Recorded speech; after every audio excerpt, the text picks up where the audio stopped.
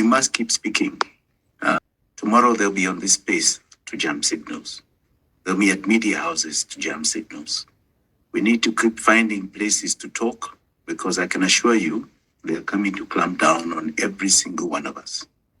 So we must be creative in our approach of dealing with them. And this is what happens, because I want everyone to feel very encouraged. What you saw on the 25th of June, 2024 was Mene Mene Tekel. The writing is on the wall. It is the end of the so-called kingdom of William Ruto. You're seeing the time for his reign coming to an end. But they shall kick. We must speak. If we hear of the abducted, we must speak. We must make noise. We must never keep quiet about anything that we are seeing. We must go to court. We must make noise. We must hit the streets no matter what happens out there, because he is getting weaker. His tools are getting more and more tired. I can assure you of that. And he's running out of money. He's running out of opportunities, running out of goodwill. He had 4 main pillars, and I'll discuss that next time to his rule. They are all coming to an end. This is our time as the true Kenyan patriots. This is the time now that we slay the beast, as they say. There are many things we are doing, Daktari, and all of you. It's important that you know we are not sleeping. And as we do those things, we cannot also inform the enemy of what we are doing. We are every day working on nothing else but to bring this injustice of this reign to an end. And please, Kenyans, stay strong. The future is truly ours. Saviors, heroes of battles emerge. This is a battle, a very major battle for economic emancipation. We are but one. There are many. And I want to assure you that some of us, and I'll say that speaking of myself, I know people like Ruben Kigame. I know my own partner, Willis Otieno, and very many like-minded Kenyans are very clear that this is a journey that must be completed. And they are prepared to stick out their lives to achieve that. I am, and I have. Notwithstanding, I have. And I really don't need to. But I'm a Kenyan, and it is called upon me to do so, especially when God has so aptly given me the opportunity to know so much, to have been aware of so much, to have seen so much.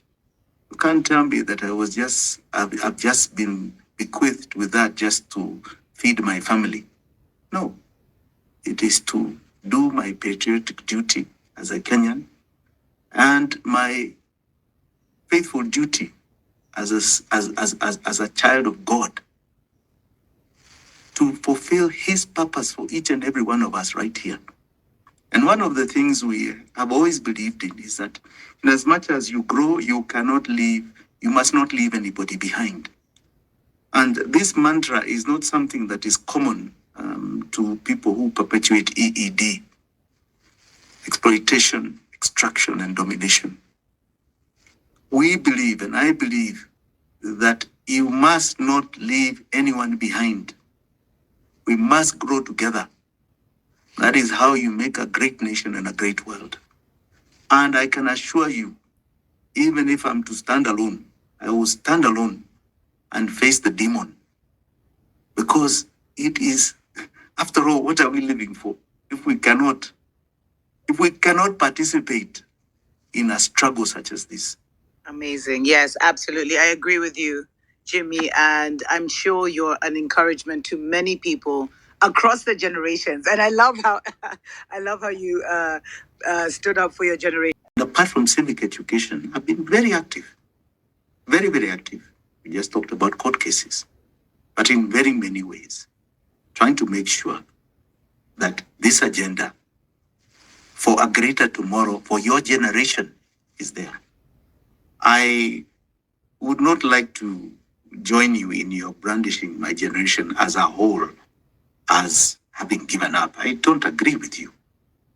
The encouragement you say you get in restaurants is encouragement we are getting every single day from even my generation.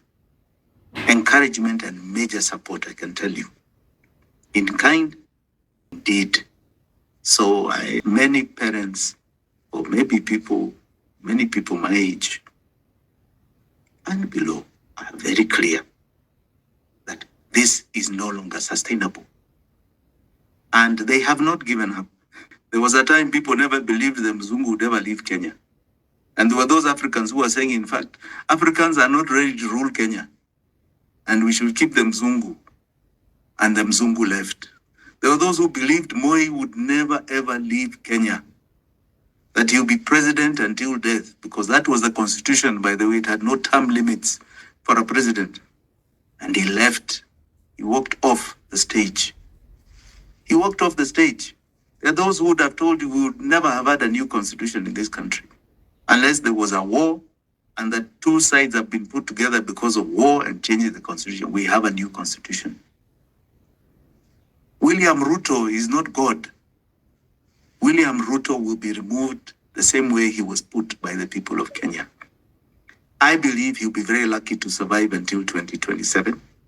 The kind of problems that are coming are insurmountable for him.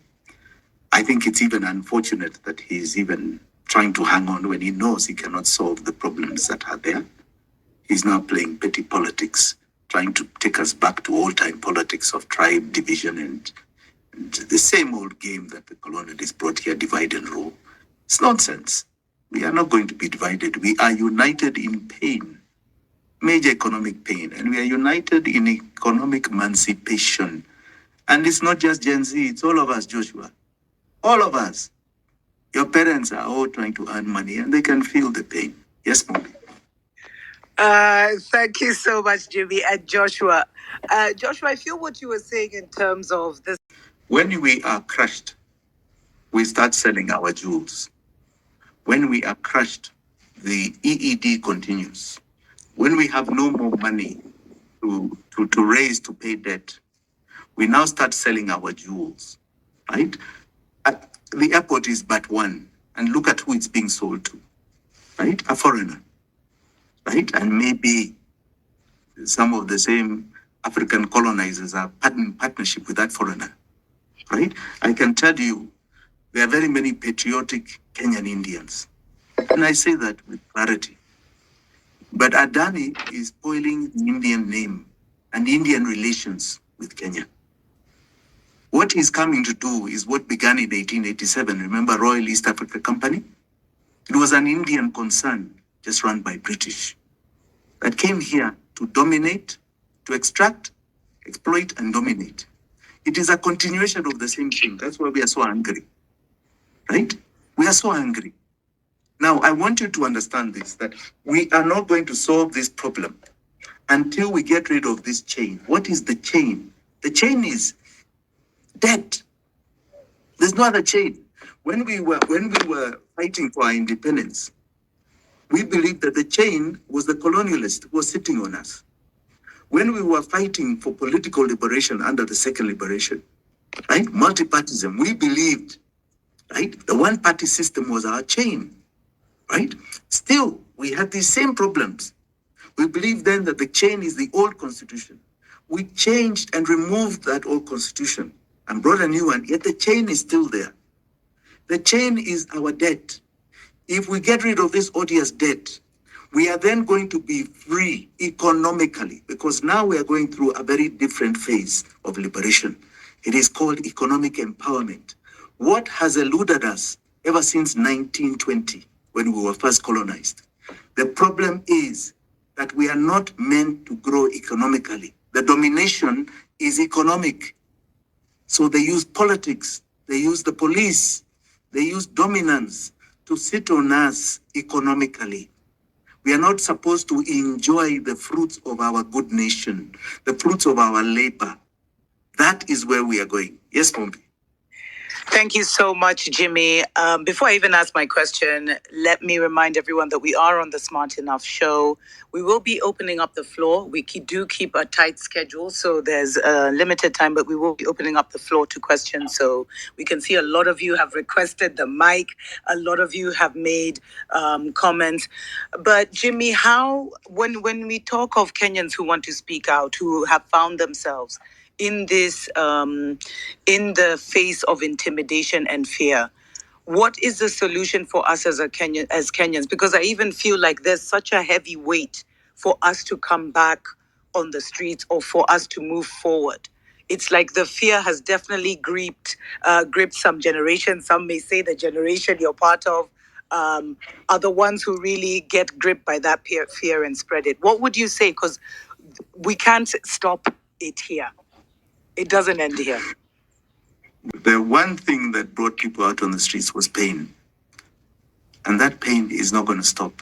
In fact, it's going to get worse, and it's getting worse every single day.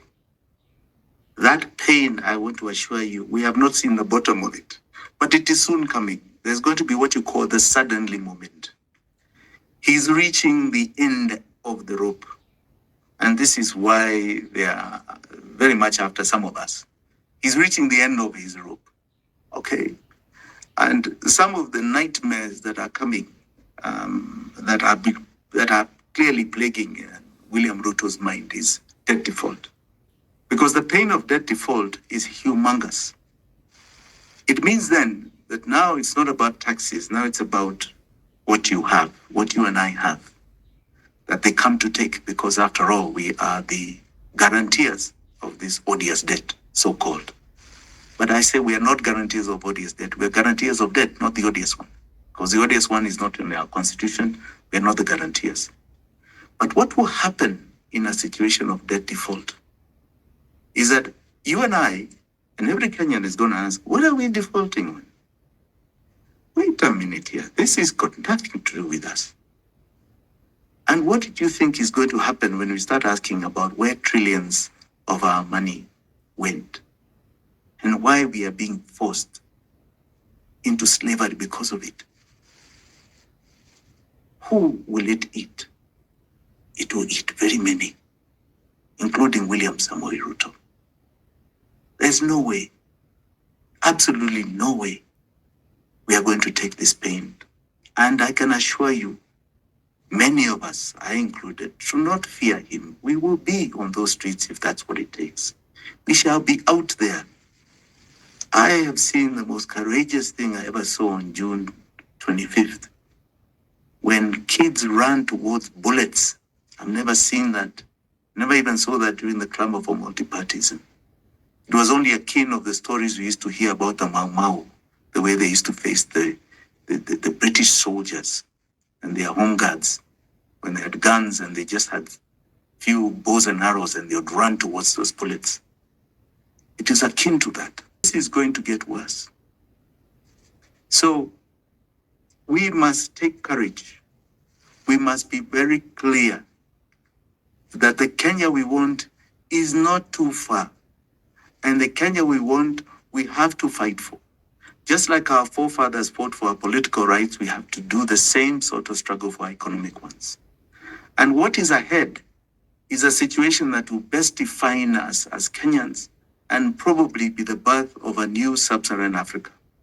That birth will be a more ideological African, a more programmed African to achieve, an African that has an agenda, just like the colonialists had an agenda when they came here. We don't have an agenda. We are too busy thinking about how we should keep our stomachs full. We've been made to be like that. We've had what you call planned poverty in this country, where 60% are struggling just to put food in their stomach.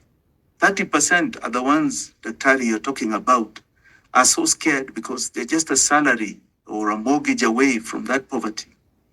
10%, and even of that 10% who are up there, probably 1% are the ones who are really ruling us and dominating us.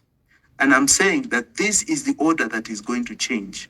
And many people do not want to see that change coming. Many people are afraid of it, but it is something that they cannot stop. And pain is what is bringing us here. Yes.